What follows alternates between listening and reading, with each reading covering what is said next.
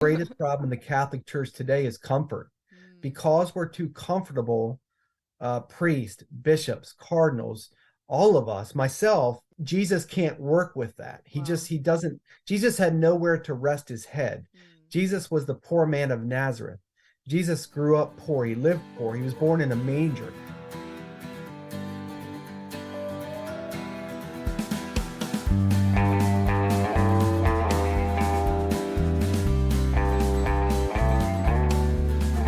Ladies and gentlemen, welcome to the Crab and the Cross podcast. I'm your host, Mary Rose, and my guest today is Kevin Wells.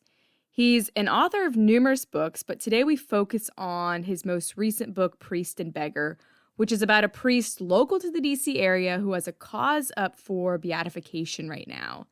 The priest's name is Aloysius Schwartz, and he died not too long ago in the early 90s.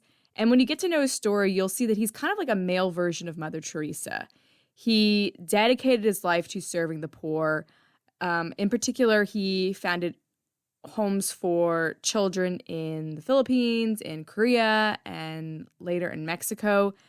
And much like the missionaries of charity, he knew that in order to really serve the poor, you have to live like the poor. And so just the radical renunciation that he voluntarily went through is such an inspiration.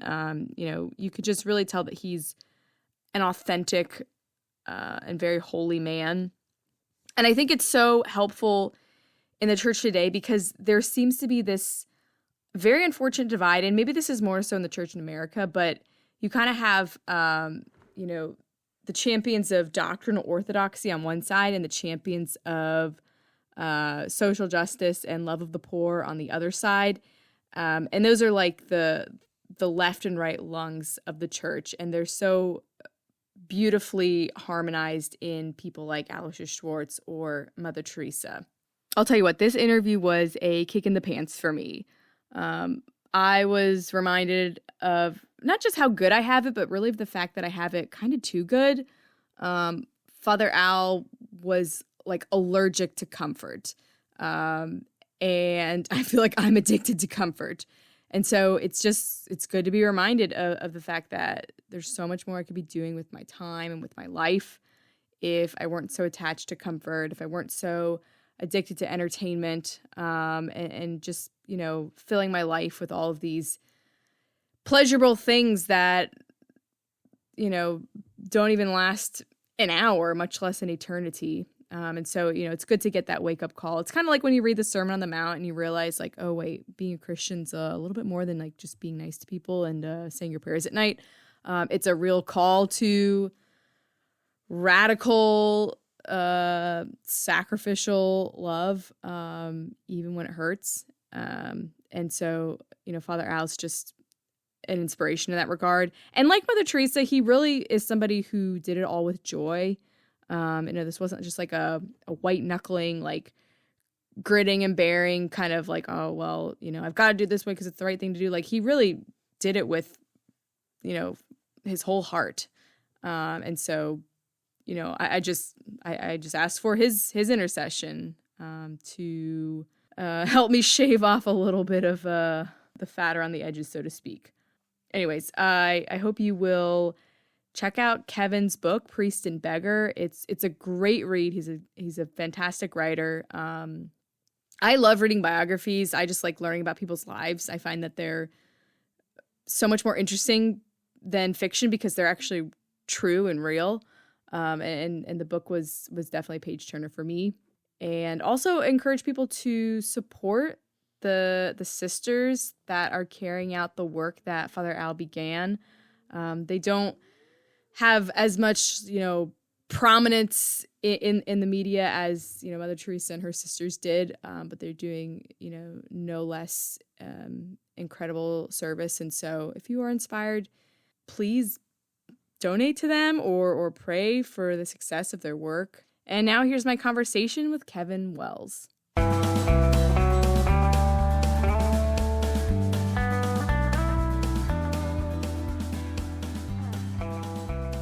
Wells is a former former Major League Baseball writer, award-winning journalist, and best-selling author of Burst, A Story of God's Grace When Life Falls Apart, The Priests We Need to Save the Church, and most recently, Priest and Beggar, The Heroic Life of Venerable Aloysius Schwartz.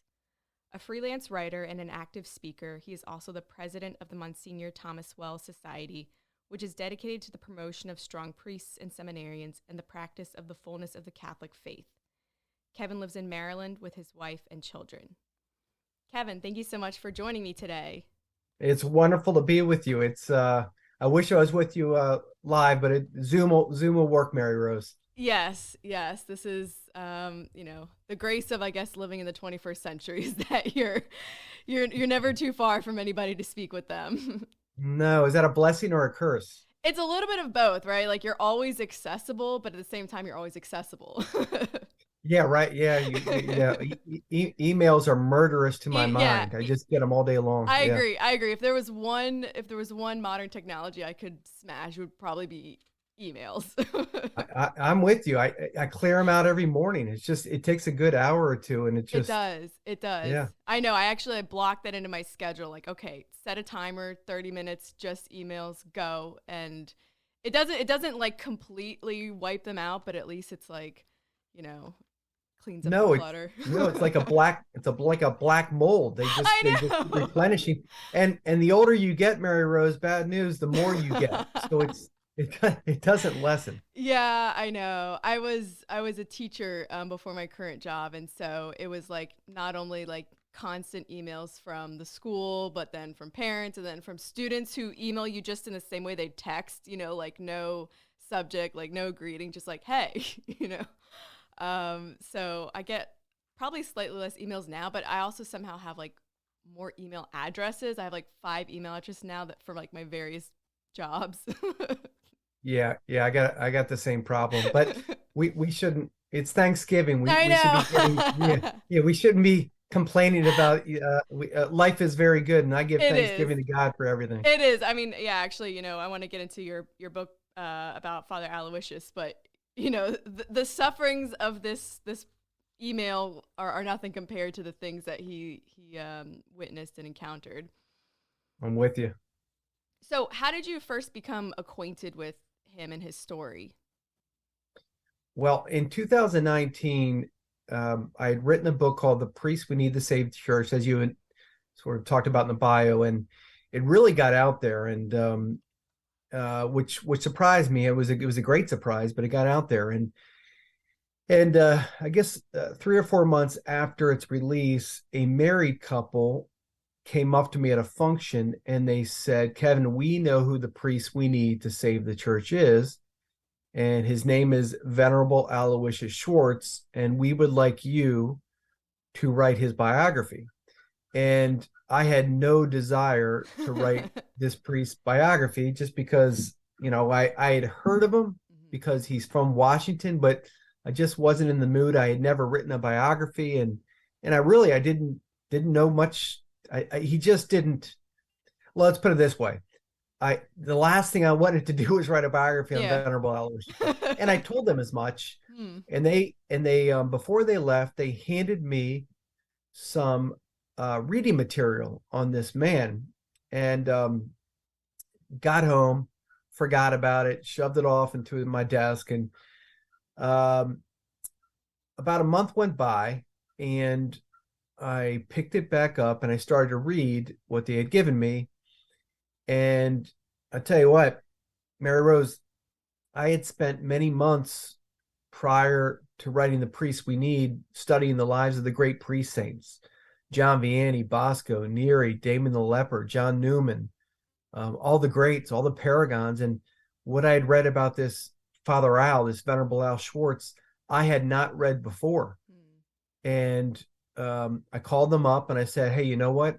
I have great interest now." So then I called who's become my favorite publisher, Ignatius Press, and I proposed the idea of biography to the president, Father Joseph Fessio, and nobody had ever heard of him because he prayed not to be known. Yeah. And once I explained who he was and what he did, the incomprehensible amount of of transformative things he had accomplished for the world, he said, yeah, this guy's biography needs to be written. So that's how I really came to know Father Al. Wow. So the couple that approached you, what was their connection to him? It's a great question. So their names were Tom and Glory Sullivan. And way back in I guess it was the early 80s, they had read an article in there used to be an afternoon paper called the Washington Star. And there was a front page story on Father Al, this Washingtonian born in the Great Depression, who was over in Korea and the Philippines and changing the Far East. He had just been nominated for he was nominated twice for the Nobel Peace Prize. He had won what's called the Magsaysay Award, which is essentially the Nobel Peace Prize on the Far East, and he was friends with Mother Teresa. But the story just detailed how he was changing the world. So Tom and Glory started to become pretty large benefactors to his mission. Back then, it was called Asian Relief. So Father Al became friendly with the Sullivans, and whenever he came back to the United States from the Far East, he would try and stop by and visit them. So they just became very close with Father Al, and for years after he died, way too young in 1992, they wanted the world to know about this paragon, and I don't blame them, because what he accomplished, I believe, had never been accomplished in the history of the church, really in the history of the world. Yeah, that actually is something that struck me as I was reading the biography, because I mean, everyone's familiar with Mother Teresa, who you mentioned, and we know about the various like homes for the dying and orphanages that she set up. But like the facilities that Father Al established, I mean, they were housing 4,000 or 5,000 kids. You know, these massive complexes. You just think, like, the thing that I found most amazing was even just the amount of I don't know, financial power that would have to be behind that to construct these really amazing complexes. I mean, I think when you compare that to a lot of the homes, and again, of course, not to throw shade on Mother Teresa, but you know, a lot of her homes were very small scale, you know, very humble operations, and these were, I mean, he made them state of the art essentially. Yeah. So Father Al, I'm glad you brought up Mother Teresa. So Father Al and Mother Teresa, they knew each other well, and they really esteemed each other's work because they were on that side of the world. But they were very similar, but they were very unalike. They were always in the grind, obviously, in the trench with the poor. But where Mother Teresa and the missionaries of charity would allow the sick or dying person, the elderly, to die with dignity, Father Al, his thought was, I will make sure they're never there. So his idea was to get them on the front end. So Mother Teresa was on the back end. Father Al was on the front end when they were 10, 11, 12 years old. So he was going to catechize, educate, and build them up. So not only would they never be poor, but they could help catechize the world. So really that's what he did. And when you bring in, so no one wants to knock Mother Teresa, right? But when you bring in young kids and you say, for 5 years, I will house you, I will teach you, I will educate you, I will take care of you, you know, health benefits, wherever, that costs a lot of money because you have to hire teachers, doctors, insurance clauses, you have to build buildings. So he had to raise a lot of money to make this happen. Yeah. And I mean, I know people were pouring in money to Mother Teresa too, and I think she just continued to found like new operations around the world. So in that sense, I guess she was more, you know, I don't want to use the word successful, but she was more widespread, I think, in her lifespan. He was in Korea, Philippines, and then Mexico, right, before he died. Yeah. He died way too early. He died when he was 62 years old. Yeah. He died from Lou Gehrig's disease. He should still be alive now. I mean, this guy was around when Michael Jordan was playing basketball, when Bill Clinton was in office. So I suspect if he did not die, because after he died, the Sisters of Mary, the order that he founded, they continued it. They headed down to Brazil, where there's boys' towns and girls' towns, Honduras, Guatemala. Now they're in Tanzania. I suspect that if Father Al did not die far too early, that there would be boys' towns and girls' towns all over the world. So even today, as we speak, Mary Rose, there's 21,000 children in these boys' towns and girls' towns right now, today, being taken care of by these Sisters of Mary. There's over 400 Sisters of Mary, and there's one chaplain, Father Dan Leary, Washington's own crazy priest, Father Dan Leary. So yeah, he was slowed down by death. I mean, he was taken out by Lou Gehrig's disease. Right. Yeah. In your research for the book, did you get to visit any of the homes, the girls' towns and boys' towns he established?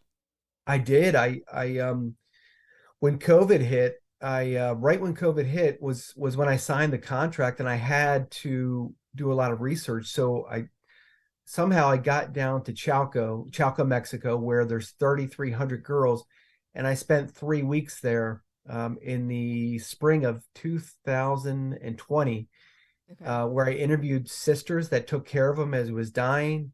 Wow. Sisters that worked alongside of him in the Philippines and Korea. And really, I just sort of immersed myself in his life. I read, I would say many hundreds of pages of his writings, of his homilies, of some of the books that he had written. And I really, that's when I became really, I fell in love with this man who offered his life as a slave to Mary. He consecrated everything to Mary.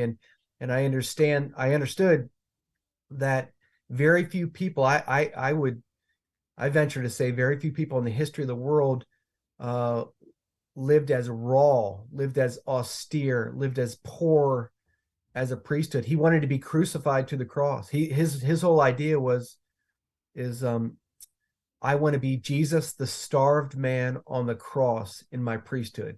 I want to suffer to serve. And boy, did he do that. Yeah. I was astonished, like when he first got to Korea and they wanted to house him in the rectory, as you would put a priest. And he was like, no, I will, take a little hut amongst the people, and just describing like the conditions of, just pure squalor. But I thought it was beautiful too, because I mean, it kind of reminds me of like what Pope Francis says about like, a shepherd smelling like the sheep. It's like, how can you pastor people who are in abject poverty from your, cozy little, estate or whatever? It's like, I mean, not that the people would necessarily even look down on them for that. I think he tried to keep it kind of secret because they wouldn't, they would almost not tolerate that. Isn't that right? Yeah. So Mary Rose, for your listeners, for your podcast listeners, and by the way, are we just talking, or is this can they see you and me too? Well, we're not live right now. This will come out later, but it doesn't matter to me either way. I'm just I didn't know say viewers or listeners. Yeah. So I'll say this. Here's where Father Al set himself apart, I imagine, from the great majority of other missionary priests. He was on the rise in the 1950s with the Maryknollers in formation. He was probably 4 years from becoming a priest, a missionary priest, and the Maryknollers were the king of the hill worldwide as missionary priests. And one day he went up to the rector and he said, "I don't want you." And he's like, "What are you talking about? You're one of our prized future priests. You're editor of the Maryknoll newspaper. You're vice president of your class." What he said, "Well, what I've noticed when I serve in the summers is when I go on mission trips is when the sun sets and the moon begins to rise, that your Maryknollers return to rectories or homes where there's televisions and radios, and there's 3 square meals, and there's suites, and there's air conditioning, and there's heat, and they're comfortable. And until the Maryknollers cross the threshold of poverty and live with the poor and embrace the violence of poverty, the poor will never trust them. So I don't want the Maryknollers." And he became the first Maryknoller in the history, American Maryknoller in the history of formation, to leave them. Wow. Yeah, and he found what he was looking for in Belgium, with an obscure order of missionaries called the Samists. And the Samists were poor men, were going to be poor men priests to live with the poor, in the poorest countries of the world. And he said, bingo, that's exactly what I want. Yeah. Well, and it seemed like he was really attracted to that from a young age, because I remember him writing about going to visit his aunt, who was a religious sister, and even like her convent life, he was sort of turned off by. And I mean, it didn't even sound all that like extravagant, you know? I mean, it was like they were sleeping on like king size beds or anything, but he just, I don't know, he was so reactive against that. He grew up poor. He grew up in the Depression with a father that had a sixth grade education, um, on the wrong side of the track. So he understood poverty. And you're right, Mary Rose.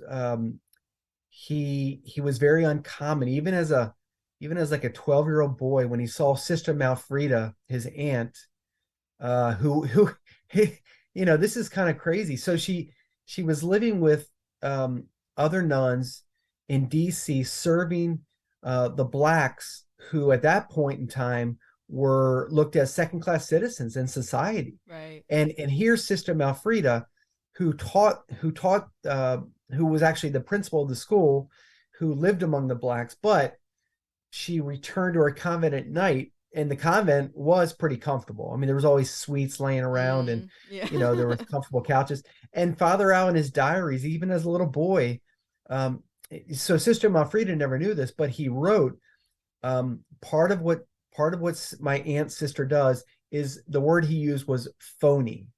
And even then he said, until the community in Southeast Washington saw the sisters living poor, then the community would never really accept them. So he was very, very, very almost like a desert father. He had great wisdom, great love for the poor. He saw things with a unique set of eyes. Yeah.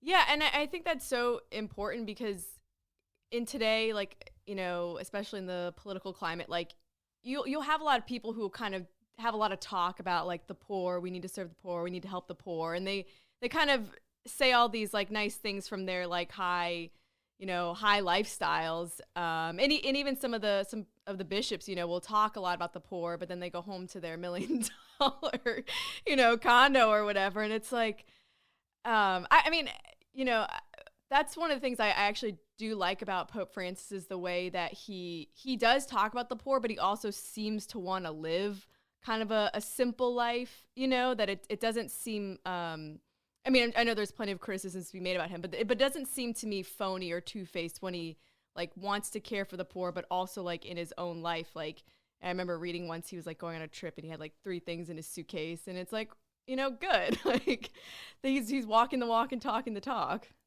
Yeah.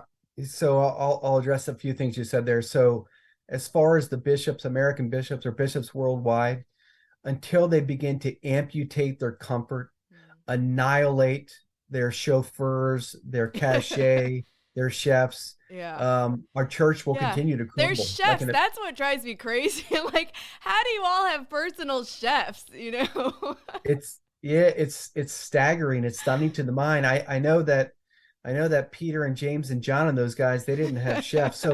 But until they really shave off, I would say 2/3 to 3/4 of their comfort, the Catholic Church today, I believe, will continue to crumble. I think the greatest problem, I'm on my little microscopic soapbox here. Yeah. The greatest problem in the Catholic Church today is comfort. Because we're too comfortable, priests, bishops, cardinals, all of us, myself, Jesus can't work with that. Jesus had nowhere to rest his head. Jesus was the poor man of Nazareth. Jesus grew up poor. He lived poor. He was born in a manger. So that's what I'll say. As far as Pope Francis, I do wish that he would look at the state of the Catholic Church and see the poverty within it. So it's okay that he would have 3 pair of clothing in a suitcase, but I wish more in a supernatural way. Although he loves the immigrants, and we do too, he should also see that the church is very poor now, and sort of bring to you and I and to other Catholics who are suffering today an idea of how to really supernaturally help the starving Catholic laity to understand how do we come back to a place of grace?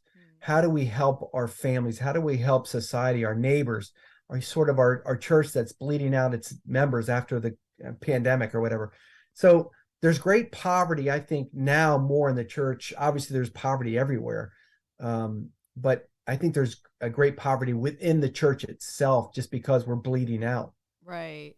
What do you attribute that to? Like, why do you think the church is bleeding out members?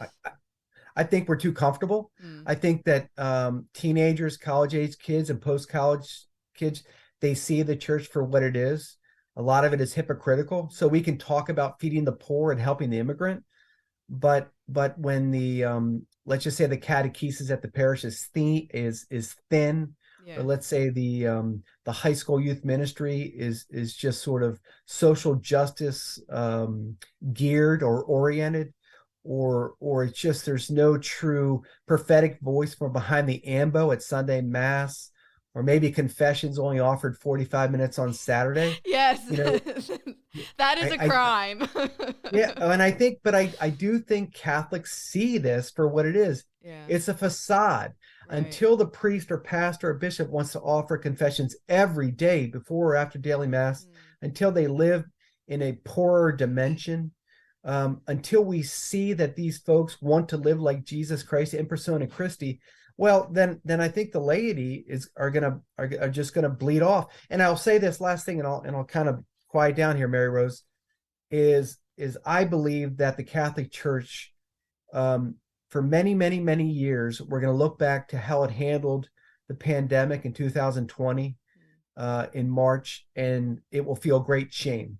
Yeah. They handled it so poorly, and I believe that generations, tens of thousands of generations of strong Catholic families died in 2002 and 2021 because the sacraments were closed down, because church doors were locked.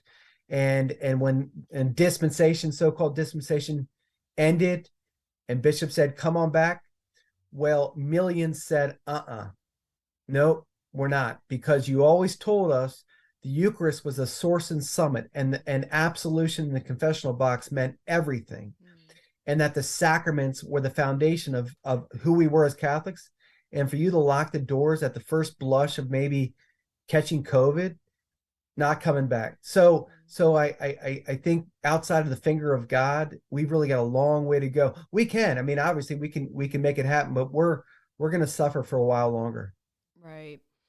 Yeah. I mean, I think it actually kind of goes back to what you were saying earlier about comfort, is that, it seemed like there were a lot of priests who were very upset that they couldn't offer Mass, and some priests were wonderful, just being very creative, offering confession outside or doing what they could within the parameters. But I think, there was a lot of, people who maybe bishops more so, who said, let's just take a little breather here. To me, like, the greatest tragedy too was just the fact that so many people died alone without the sacraments. I mean, bingo. Yeah. Bingo. I don't want to say that any of us can live without the sacraments, but at the very least to die without the sacraments. It was staggering to the mind, stunning to the mind, that bishops in their diocese wouldn't have fought tooth and nail to make sure that the elderly, or even folks in hospitals, whatever, or in retirement communities, I don't care, put on an astronaut suit, whatever, right? Just get the priest in there to give them comfort. But it's just seemed there was no skin in the game. There was no real teeth to it. So so Mary Rose, I'm from a family of priests. I have dozens of priest friends. Thank you, God. So I don't blame the priests that were trying to have outdoor confessions and all that. I know a lot of them.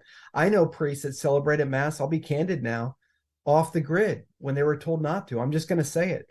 No, I speak specifically about bishops right now. The fact that bishops didn't fight harder to keep their parishes open. But it was a very dark time in Catholic history. Yeah.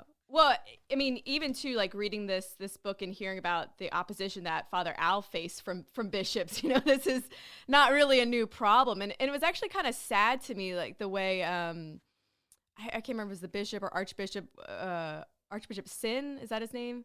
Cardinal Yes, Sin. Cardinal Sin. Yeah, I mean, at the beginning, he seemed like this great like friend of Father Al, and they were going to be real like coworkers, and then he sort of turned on him, and that was just a shock. Oh, okay. So that was Bishop Choi. So Cardinal Sin was in the Philippines. No, it's okay. So Bishop Choi, you're right. You're right. They were like best buddies. He came to America to help raise money with Father Al. But yeah, so here's the way it works, Mary Rose. Father Al started Asian Relief for the poor, for the poorest of the poor.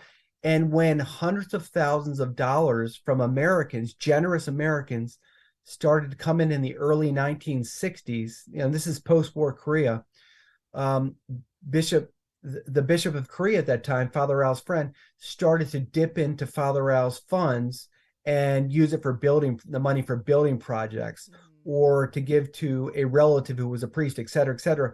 And Father Al said, "You're done. You're cut off." And so that's when sort of the war began. So the bishop tried to get him thrown out of the country. The bishop mocked him and really calumniated him to fellow priests in Korea. But with Father Al, as he was attacked by him, American bishops, as he was attacked by Korean priests, a gang, a mafia kingpin tried to murder him many times. Yeah. A gang of lepers used to come after him. I mean, but he could not be stopped because he was bold, and he knew everything he did was under the protection of Mary, because he had given his whole life over to Mary, and he could not be stopped. Yeah.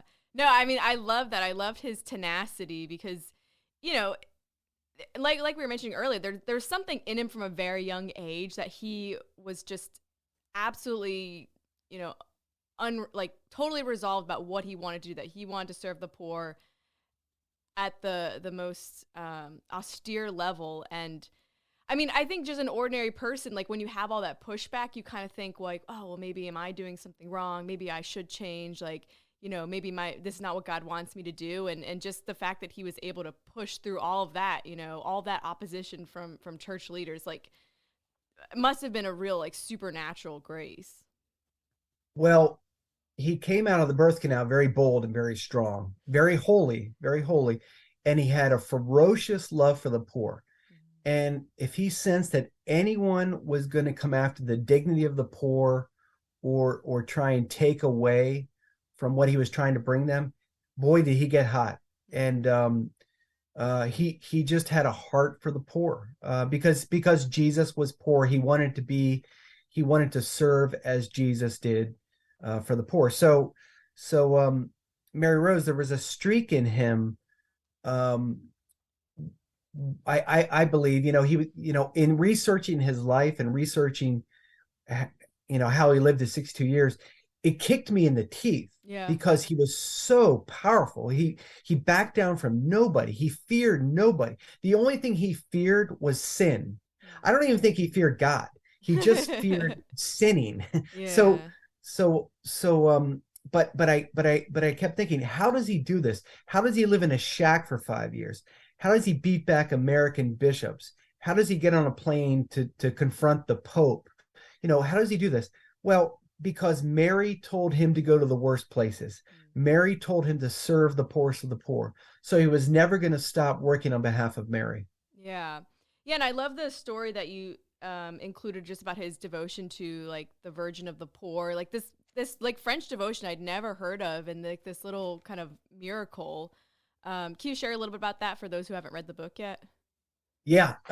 So when he went to Belgium to finish up his studies, to become a priest in the mid-50s, he had heard about this obscure apparition site, an approved apparition site in the northwest corner of Belgium called Beno. It's a little podunk village, about 200 people, where in 1933, Mary appeared to a little peasant girl named Mariette Becco. And in a series of 8 apparitions, I think there was a total of only 78 words mentioned by Mary during these dead apparitions.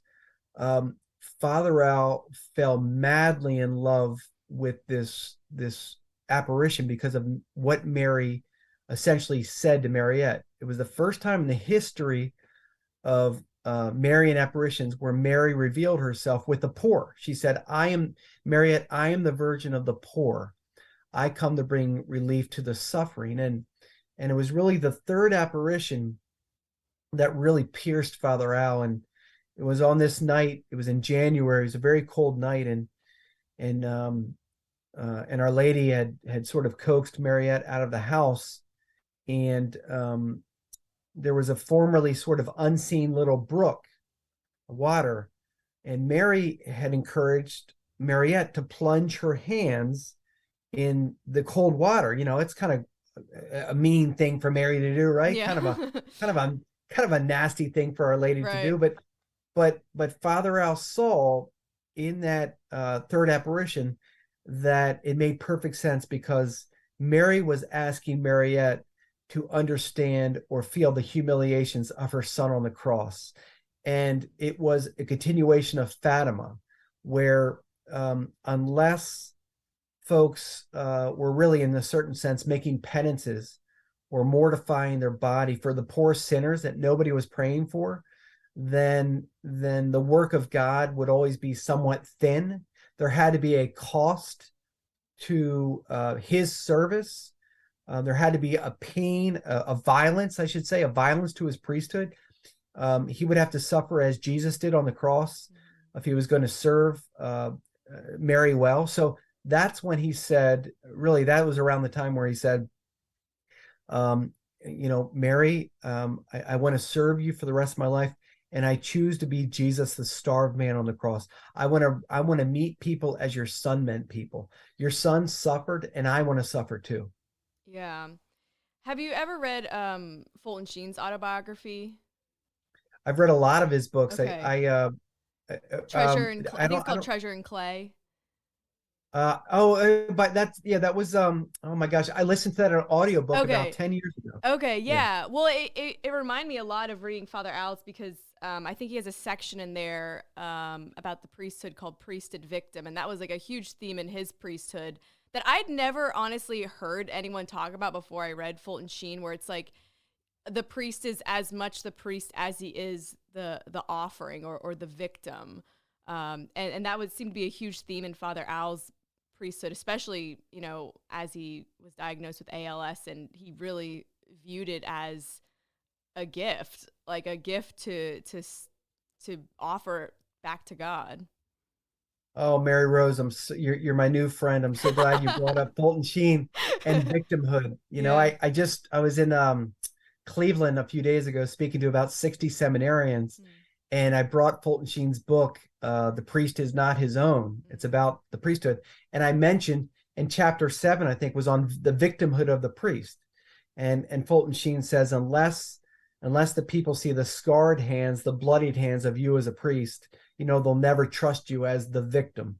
So yeah, you're exactly right. Thank you for connecting Fulton Sheen to Father Al. Father Al understood that he needed to present himself as the slaughtered lamb, as the victim willing to die, to save souls.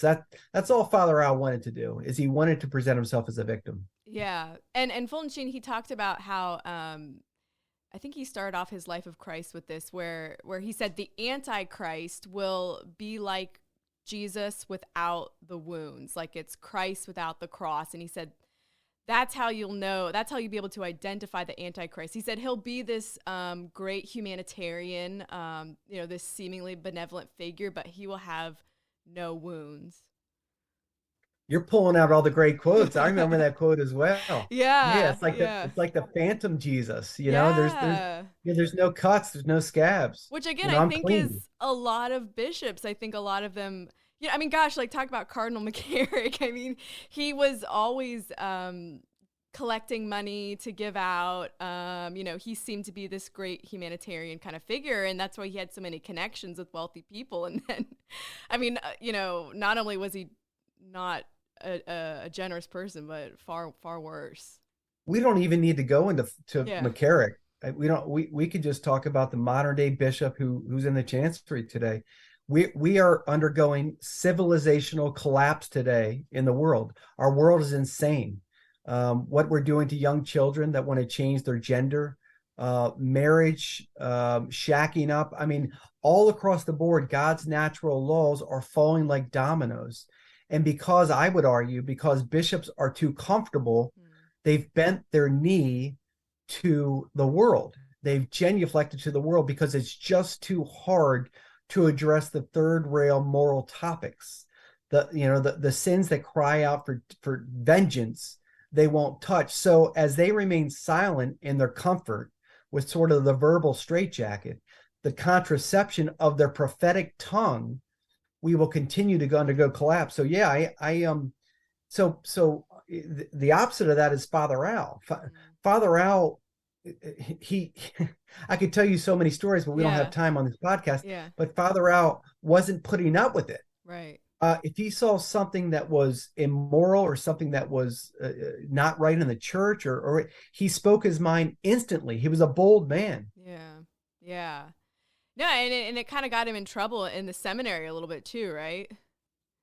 Oh, he got in trouble all the time because he knew the gospel truth. The blazing furnace of the gospel lived in his heart. Yeah. And it could not be constrained. And it didn't matter if it was his seminary rector or his bishop or American bishops. It did not matter. He was going to expose the gospel, which he studied. So he loved the saints. You couldn't put a finger on him. So he loved John Bosco because Bosco saw the potentiality in the troubled child. He loved Mother Teresa because Mother Teresa was in the gutter. He loved like Saint Francis of Assisi because Assisi kissed the leper and lived poor. He loved Damien the leper because he lived amongst the lepers. But the one he loved the most, and maybe this is why he was so bold, was Teresa of Lisieux. So this sweet, kind, quiet saint lived like an icon in him because he knew that she wanted to offer every moment of her life to Christ. And that's all Father Al wanted to do. So if somebody was going to come at him and was saying something derogatory about the church or the poor or taking money, well, if you're going to be like Teresa of Lisieux and you say, I'm going to offer every single thing to Mary or to Christ, you can't, you don't have time to put up with anything. You need to respond instantly. And because everything he did was based in the gospel, if Mary said it, he did it. If the gospel sort of preached it, he preached it. And if the saints went around and did it, then he did it. So for him, it was gospel, saints, Mary. Gospel, saints, Mary. It was like a kaleidoscope. You can make it that simple. Gospel, saints, Mary. That's how he lived his life. Yeah, yeah. I mean, it kind of reminds me of like Jesus cleansing the temple. You know, we don't always know what to make of that story, but I think it's helpful to like see the anger through Jesus' eyes, like as this love for the poor. Like the poor are being extorted just so that they can worship God and obey the law. And, you know, how often do we, you know, have these things that look nice, but we're just, you know, stealing from the poor in a sense. And I think actually, to bring it back to the Virgin of the Poor, wasn't one of the aspects of the apparition about people working on Sundays? Oh yeah. So yeah, well, that was. Go ahead. No, go ahead. Well, I was gonna say, like, you know, when we talk about like, you know, not having people work on Sundays, that's kind of a luxury of the wealthy, I think, right now. I mean, if you're poor, if you work at a grocery store, if you work at a gas station, if you work at a, like, you know, in retail, like, you're not a wealthy person, and you're the one that has to work on the Sundays. It's not the big corporate. I mean, I'm sure there are actually probably corporate people who just work, you know, 7 days a week, but for the most part, you know, it's the poor who have to bear that burden. You're exactly right. You're the first person in all these interviews on Father Al that brought that up. But yeah, the poor do bear the burden. The rich don't. You know, with Father Al, there was no shortcuts to anything. He asked his sisters, he told his sisters, the way we serve is to have a constant crown of thorns, because the poor have been through too much. The poor have suffered, you know, whether they've escaped human trafficking, or whether they were abused in the worst way that a young girl can be abused by a man, or et cetera, et cetera. He said, we must die to ourselves. We die, they live. We die, they live. So the work became all the harder because he knew how much they had suffered and how much they needed their wounds to be plucked out from them. And that takes some time to get the wounds, all the haunting memories from the life of someone who's suffered, especially someone who suffered the violence of poverty. Yeah.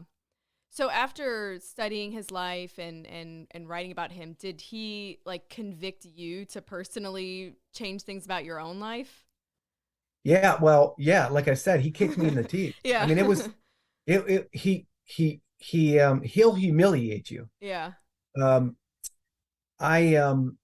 so yeah, so what he did mostly for me, so you think about poverty, right? You always think about poverty, and how he addressed it and really how he changed the world. So over 175,000 children have gone through these boys' towns and girls' towns, et cetera. He was always going after the lepers, the TB patients, et cetera, et cetera.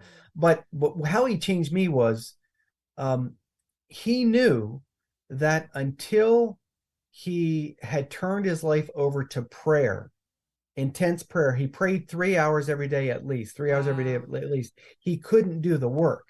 So I realized, well, I can talk a big game about, my tithe, or maybe going to the soup kitchen or helping this ministry, this Christmas.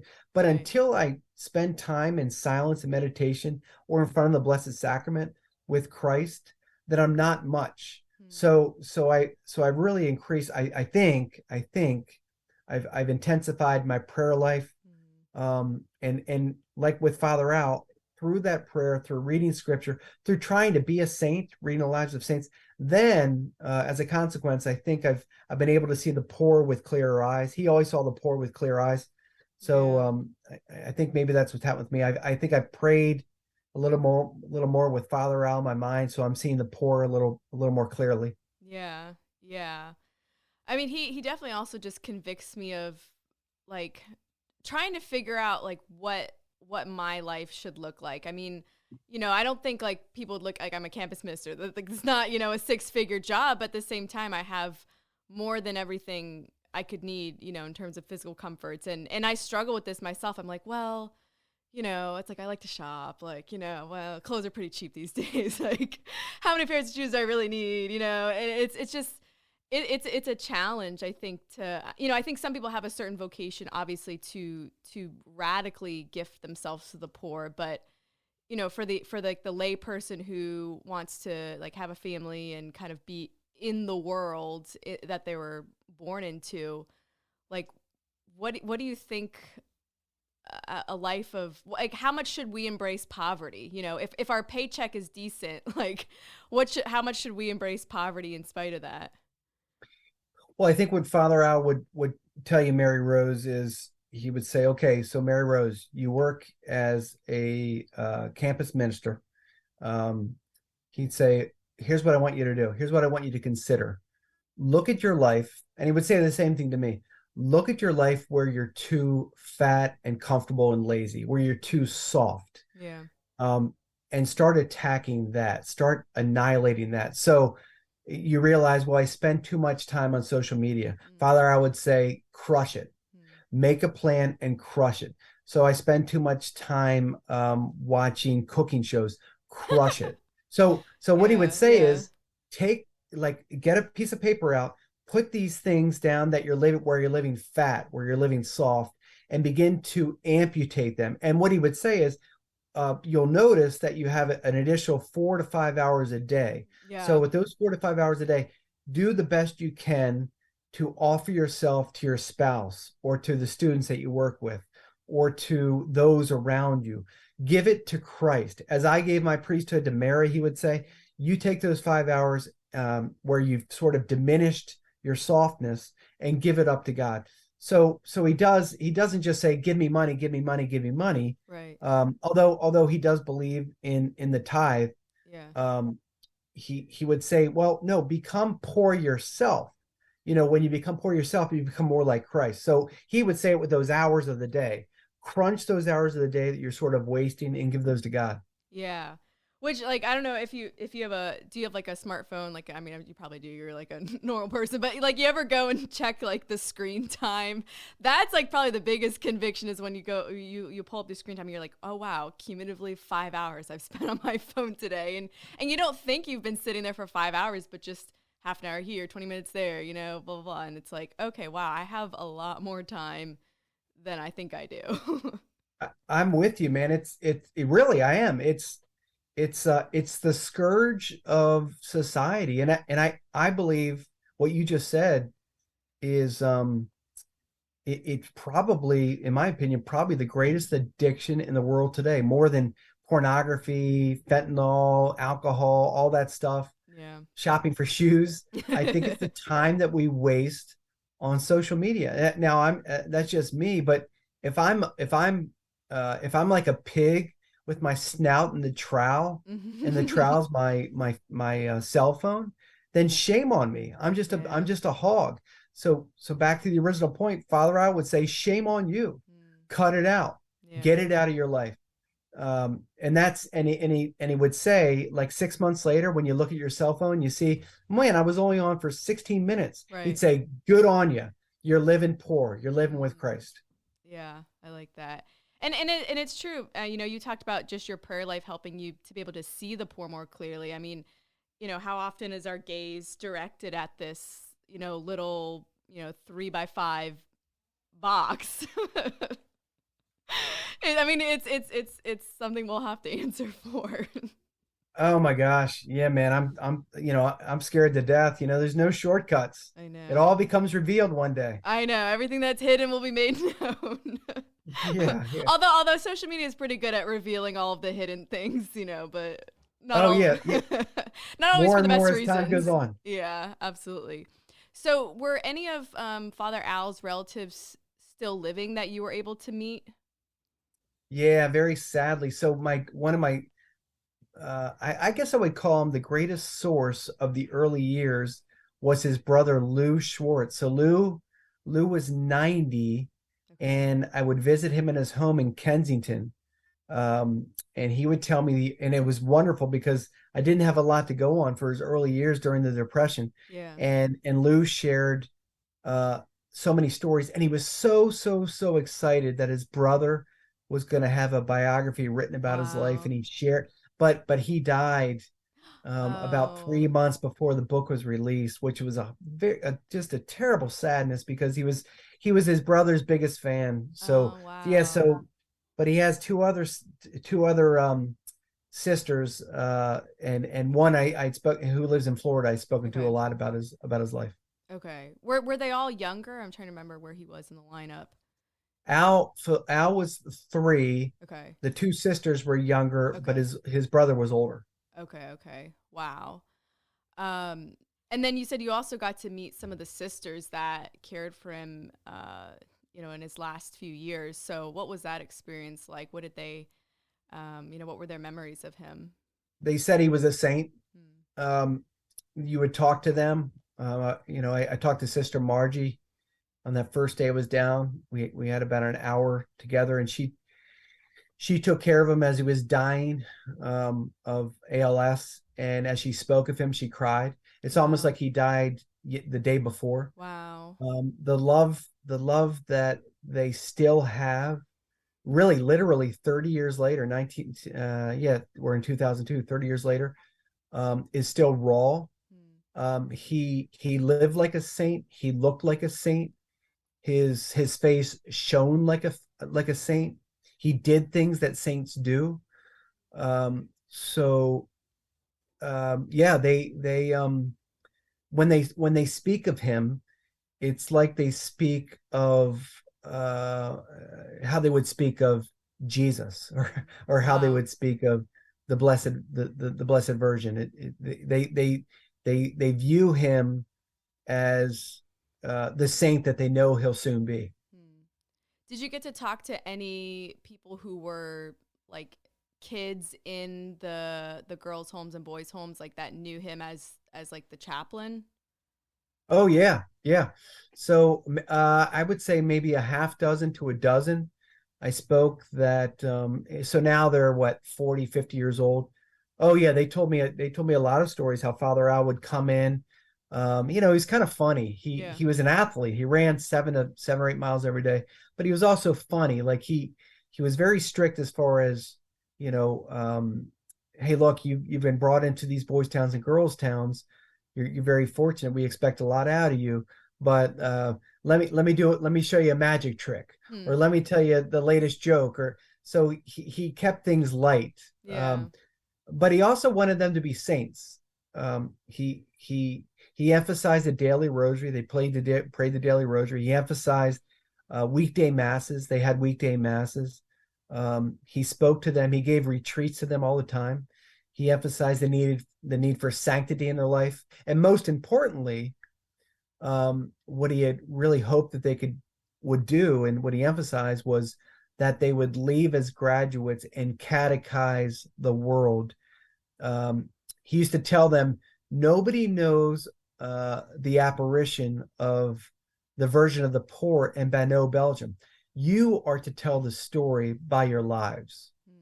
So he loved Mary in Belgium, and how she presented herself, and he wanted that apparition to be sort of shared with the world. Yeah. Do you know where is he buried? The Philippines. Okay. Okay. Wow. I wonder if there's has your book, like, has it been translated into, I mean, I guess they speak English in the Philippines. I don't know, has it been translated into like Korean or Tagalog or anything like that? So it's going to be, Okay. where it just got into last month, Where?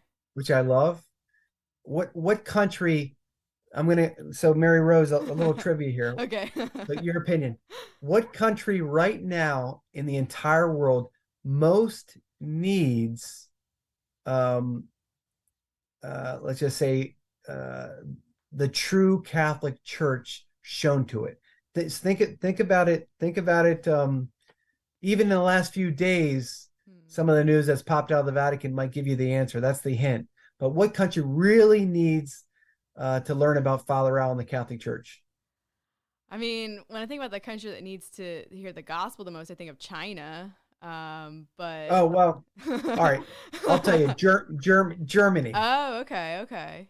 Oh, So because of interesting. all the craziness with Yeah, their sure. German cinema, Yeah, so yeah, it yeah.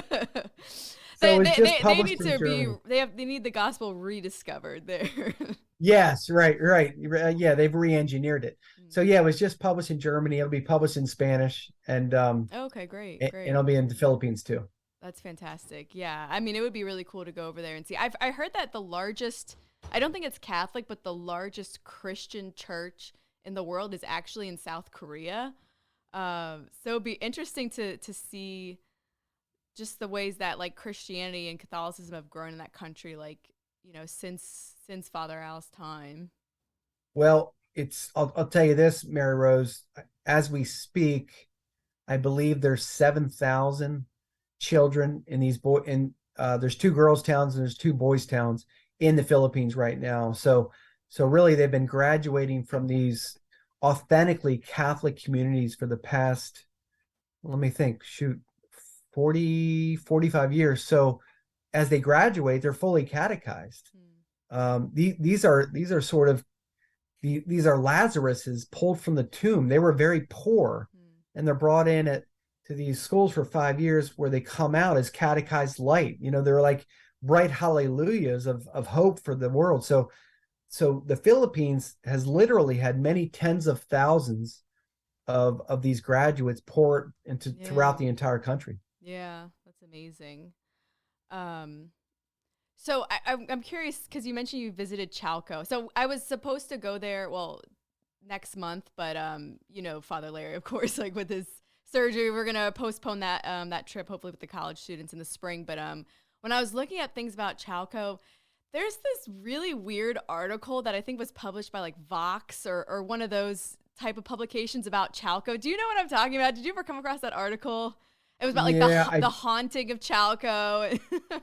yeah, I did. That was a typical secular pagan who what he wanted to make it into a movie. Oh wow. Um, yeah, where apparently someone got sick years ago, and the sickness spread and all these kind of crazy things happened, and somehow the demon got involved. And Right. so yeah, I saw that, and I reached out to the sisters. I'm like, have you seen this? Wow. I'm like, oh yeah, they're always trying to attack us. I mean, there is, and Wow.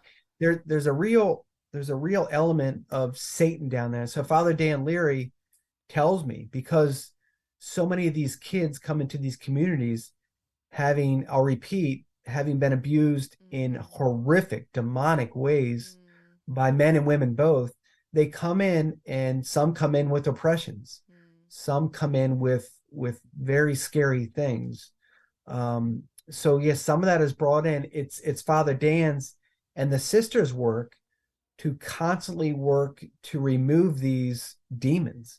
So anyway, what'll happen is Vox or somebody will get hold of this, of all the sort of demonic warfare going on in these communities, and they'll try and take advantage of it. Right. Yeah. Yeah. Reading the article, it's just like you could tell that it wasn't the whole story. Like there was other things going on. It just didn't really add up, like from start to finish. But yeah, I was curious what the people down there, if they'd even seen it.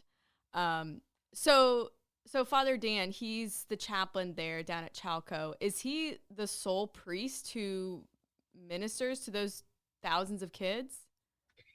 Well, believe it or not, for 2 years he was. Wow.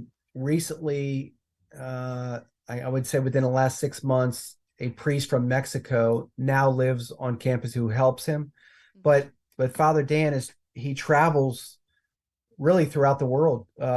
So he can't just stay in Mexico. He's off in Tanzania, Wow. Africa. He's often way down in Brazil, and he tries to hit the circuit. So every 3 or so weeks, he'll travel to a different place because the kids are starving for the sacraments. So yeah, Right. so he's really their only full-time chaplain. That's almost hard to believe because so Father Al, like, he founded the sisters, right? The Sisters of Mary. Yes. But there just has never been a priestly side of that ministry. Like he didn't found any, like, an order for men, I guess. No, he tried to, but he got started too late. The sisters really took off. Okay. So what happened was Father Al said, we need sisters to mother these kids back to health. Yeah. And I think his thought was one day the priest will come. Yeah. But I'm going to be very candid with you now, Mary Rose. It's very hard work. It's 17, 18-hour days every day, because your confession line has 80 kids in it. Wow. You're giving spiritual direction around the clock. You're celebrating 2 or 3 masses a day. You're always at it, and then you're with the kids praying. And as a priest, you need to spend time in prayer.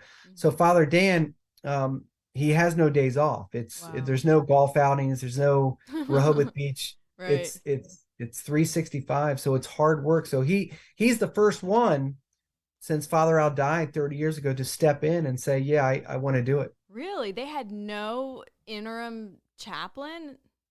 Nobody. Wow. Oh my gosh. So I guess they would just have to kind of pull from local priests, whoever was available to offer mass for the girls and the boys. Exactly. So either yeah, so it was begging, stealing, and borrowing. Just if they could get a priest to come in that day, or that Sunday, that's what they would do. But until Father Dan signed up 2.5 years ago, that's what they had to do. Wow. Was reading your book or hearing about your research, was that the inspiration for him, or did he already know about Father Al? No, Father Dan had been serving the sister. Actually, this is a funny story, Mary Rose. You got time for a funny story? Yeah, let's go. Okay, so Father Dan was a wild man back in college. An absolute wild man. So I'm not betraying any confidence. He went to Villanova. Wait, did you know him in college, or? I did not. Okay. No, thank goodness. So so after he graduated Villanova, he had a conversion, and he joined the seminary in, I believe, 1980. Oh goodness, it doesn't matter. I would say no, but 1992, I think. Okay. Anyway, here's the story. So he was still like a stallion out of the barn, still acting like a crazy Villanova guy. And he needed, and it was the summer before he entered seminary. And the remember that couple we were talking about, Tom and Glory Yeah. Sullivan? Yeah. So he called them up and said, "Hey, Tom and Gloria, I need a summer job before I go off to seminary. You got anything?" And they said, "Oh my gosh, I tell you what, we've fallen in love with this new mission. Well, not new, but this Father Al Schwartz, and he has this girls' town that just opened in Chalco, Mexico. Why don't you go down there and serve the kids?" And he's like, "That sounds great. That sounds great. That sounds great." So um the, well, no, actually, let me backtrack. Okay. So this is the funny part. So Mary Rose, so Tom and Glory put Father Dan, or back then Danny, back to work at their company. So this before Chalco. So Father Dan in their company was acting like an absolute fraternity boy idiot. He was hanging from the chandeliers while people were working and like kicking his legs up on the Oh ceiling. my Oh yeah. gosh. Oh, Father Dan's a wild man. So he was cracking jokes. He was like giving guys wedgies, Oh. wet willies in their ears. So Tom and Glory said, "Hey, listen, we're gonna have to fire you because you're distracting from our employees. But here's what we're gonna do. Instead, we're gonna send you to Girls Town in Chalco, Mexico, because you're gonna serve down there." So they sent him down there, and this is the wonderful part of the story, Mary Rose. Father Al had died only 4 months earlier. Wow. So when Father Dan arrived in Chalco, it was almost like Father Al's last breath sort of shot into Father Dan, into Danny as a seminarian, and he began to understand who Father Al was as a little boy seminarian, 24 years old. He heard the sisters' story. He saw them crying because his death was still raw, like they were still mourning his death. And way back then in 1992, this little boy Danny Leary said, "I want to be a priest like Father Al." Wow. That's amazing. That is actually, I did not realize that he had a connection from that young of an age with Father Al. That's awesome. Yeah. Wow. Well, this has been great. I've really enjoyed chatting with you. Yeah, Father Al is an absolute inspiration. Certainly a model for all priests, but really, I think a model for anybody who's a Catholic, because he just lived that completely radical, self-giving, authentic life. You called it, Mary Rose. He was a radical. Yeah, he was a radical.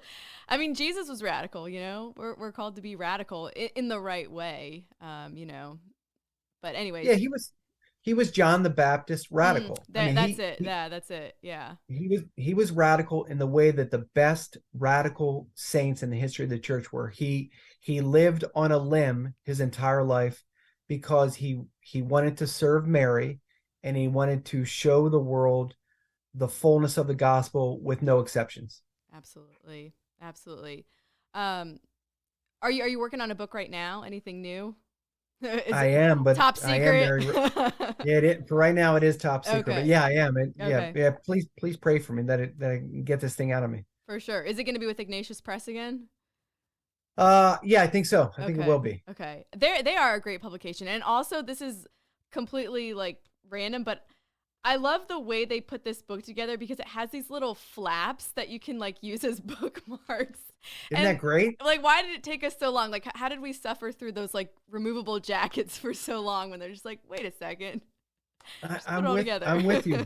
I'm with you. I loved it. Yeah, I love that little flap they put in there. Yeah, awesome. So if people want to find you, are you on social media? Are you on blogs or anything like that? Is there a way they can keep in touch with you and your work?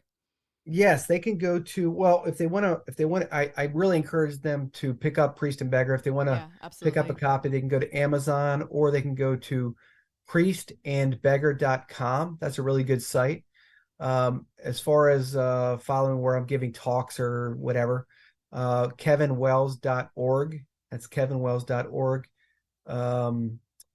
And yeah, I think we can stop right there. Okay.